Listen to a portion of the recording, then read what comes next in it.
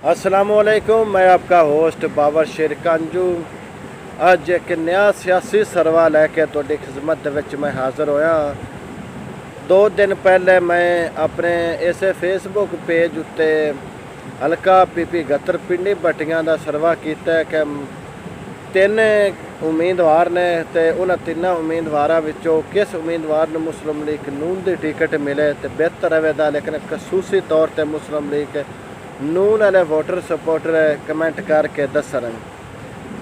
लेकिन मुस्लिम लीग नून वाले तो अपना ख्वाहिश का इजहार कर दिता है। लेकिन मुस्लिम लीग नून तो इलावा जरा पूछे उन्होंने पता की मसला बने वो भी पीटीआई पता ही मुड़ मेरी पोस्ट वेंदे सार समझ भी साड़ी भी ना हाज़री ना रह जाए, पीटीआई ना मरूम रह जाए इस पोस्ट के थले। लेकिन पीटीआई का जो असा पूछी नहीं, असें नून लीग का पूछे कम से कम तुसी नून लीग की हमायत कमेंट देने आए। अगर ना तुसी दे सकते तुसी कमेंट ही ना देने तो लिखिया भी अभी खसूसी तौर पर मुस्लिम लीग नून वाले कमेंट करन।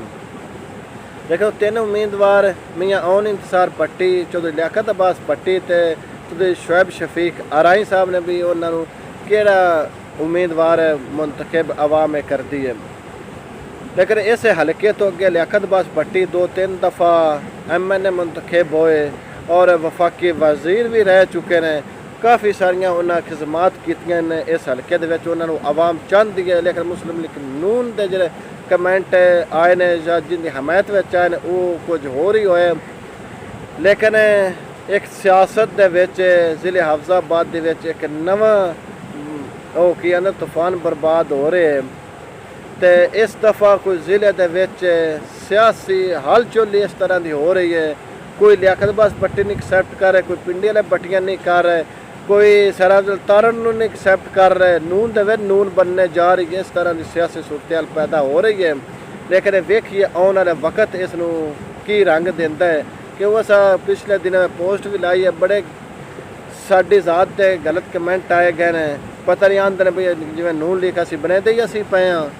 और मेरे जनाब तुहाडे गुजारिश ये की है भी सियासी लोगों ने तुसी एंजॉयमेंट कीता करो, ना गलत कमेंट कीता करो, तुहाडी मेहरबानी। लेकिन मियाँ ओन इंतसार भट्टी इस दफ़ा पहली दफ़ा इन्हां MP का इलैक्शन लड़ रहे हैं। लेकिन मियाँ यार मुहम्मद भट्टी के जो खानदान के विचों सब तो ज़्यादा पढ़े लिखे नौजवान ने, एडवोकेट ने, कानूनदान ने, वो ने मियाँ ओन इंतसार भट्टी साहब ने। लेकिन उन्हें अपनी कानूनदानी के जरिए उन्हें अपनी पहली कामयाबी और समेटी है। वो 2013 के विच अपनी हारी सीट वापस लई है शोएब शाह नवाज़ को। उन्हें उस शोएब शाह नवाज़ का कलियां लड़ के लेकिन उन्होंने वल साहब आखे भी ओन भट्टी साहब नूं भी तुसी चलो छड़ दो, सीट जित गए जाओ लै गए ने कोई गल नहीं, लेकिन तुसी बैठ जाओ। उन्हें आख्या नहीं साडी सीट जित्ती, ये साडी वालदा दी सीट है, असा वापस लेनी है। लेकिन उस तो बाद उन्हें उस केस दे विच लड़ के कलियां सामना करके उसनूं धांधली साबित करके शोएब शाह नवाज़ नूं सीट तो बरतरफ किया, घर भेजिया गया।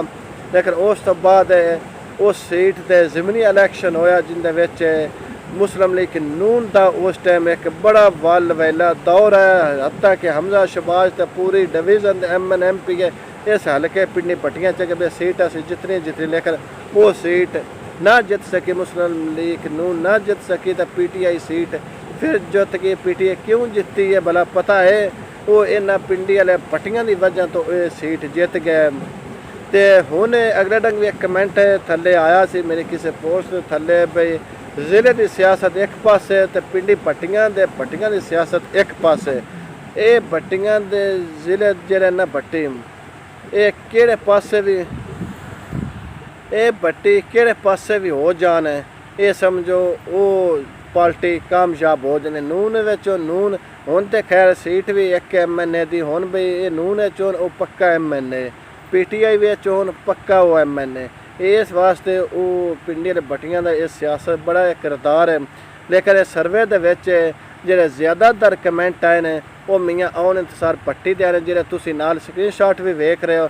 और उस तो बाद एक स्क्रीन वीडियो नाल मैं चलाई है भी ताकि किसी को इतराज़ ना होवे भी क्योंकि इहदे विच ज़्यादातर जेह्ड़े कमेंट आए ने मियाँ ਔਨ ਇੰਤਸਾਰ ਭੱਟੀ दूसरे नंबर ते लियाकत अब्बास भट्टी ते विच PTI वाले भी अपना रोना जरूर रोए। उन्हें भी कमेंट विच PTI जरूर आख्या है क्यों इन कि कल तक असी कमेंट गिने उनके तकरीबन 140 कमेंट जोड़े आए सर वो मियाँ औन इंतसार भट्टी दे ते 70-80 कमेंट तकरीबन जोड़े आए वो लियाकत अब्बास भट्टी दिन PTI दे भी बस इस तरह करके कम उन्हें चलाया है। वो चलता पे PTI वाले को असा पुछी नहीं जो थोड़ी वारी आए जनाब असी थोड़े को पुछा लेकिन इस सोशल मीडिया सर्वे के मुताबिक जोड़े नून लीग के मजबूत कैंडीडेट ने वो मियाँ औन इंतसार भट्टी साहब ने।